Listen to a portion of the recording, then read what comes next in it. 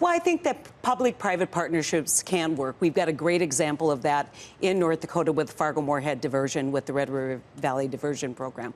But the state was able to do that because the state had a ton of oil and gas revenue that came in. And so we've got to be realistic about rural areas. We've got to be realistic about the state contribution that we're expecting. And then we have to be realistic about how we expect to privatize or bring in the private sector. I mean, the example that always gets talked about is the parking meters in Chicago. Mm-hmm. They continue to believe that that was a bad deal. We've got airports in Australia now that are restricting who can fly in. They've been privatized. So we don't want to just pass that off and not make sure that those are public assets. The traditional role of a right. utility or public asset. So the bottom line is that $200 billion over 10 years is too anemic. And we need more dollars going into infrastructure. One idea that's been floated out there is raising the gas tax. How do you feel about that? Well, I mean, I think that this is one of the, you go first, because everybody looks at it as we saw gas prices come down with the advent of the shale development and more supply in the market. We think we've stabilized oil and gas prices so consumers wouldn't take a big hit.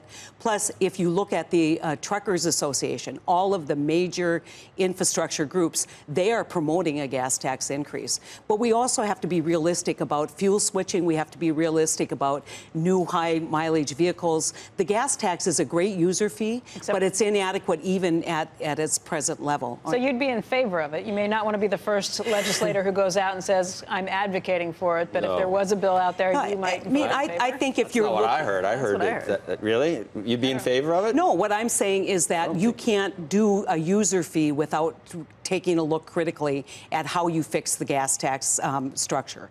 And so, Meaning that it can't be spent for anything else? Right. Well, absolutely. I mean, I think you've got to lock it up and you've got to say it's just for infrastructure or you'd have a revolt. What I'm saying is that there is a lot of bipartisan work being done, including the caucus over in the House, the moderate caucus in the House, that has come up with an infrastructure package that does increase gas taxes. But you've got the House with the pledge we aren't going to raise any taxes. If you look at across the state governments have found a path forward in very conservative states to raise the gas tax. Mm-hmm.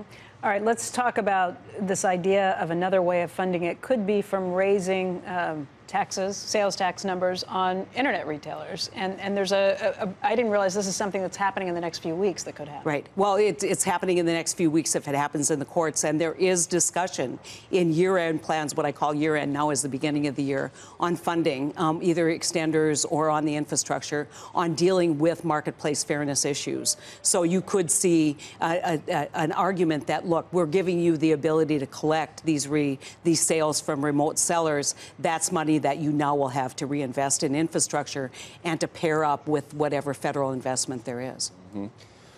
You think there's a DACA fix and an immigration plan to be had? I was in the meeting on Monday, and I walked out of there believing that we could come to some kind of agreement, and then yesterday it blew up again.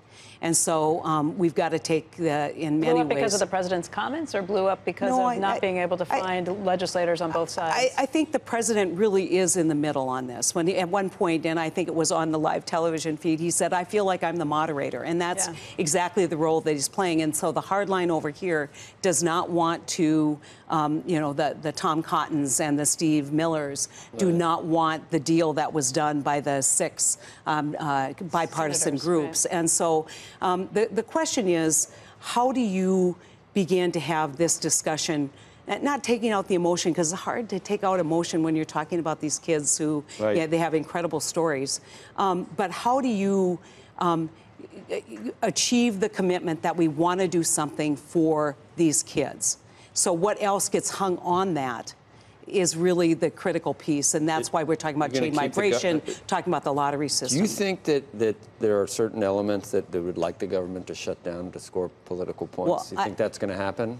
I do not think that is in any way any position of anybody in the Democratic conference. Absolutely not. I don't think anyone thinks anyone wins when we shut down government. There was a time when Democrats seemed more comfortable with securing borders. Now, anything that has anything to do with the wall, it's a non-starter. But that's not true either. I mean, I am, my big argument on the wall, and I sat down with the Homeland Security Secretary and basically said, look, you haven't given us a plan. Right, okay. Tell me where it is. It's Tell me what the infrastructure. plan is. That's exactly right. Tell me, are we going to be able to see through it? Hey there, thanks for checking out CNBC on YouTube. Be sure to subscribe to stay up to date on all of the day's biggest stories. You can also click on any of the videos around me to watch the latest from CNBC. Thanks for watching.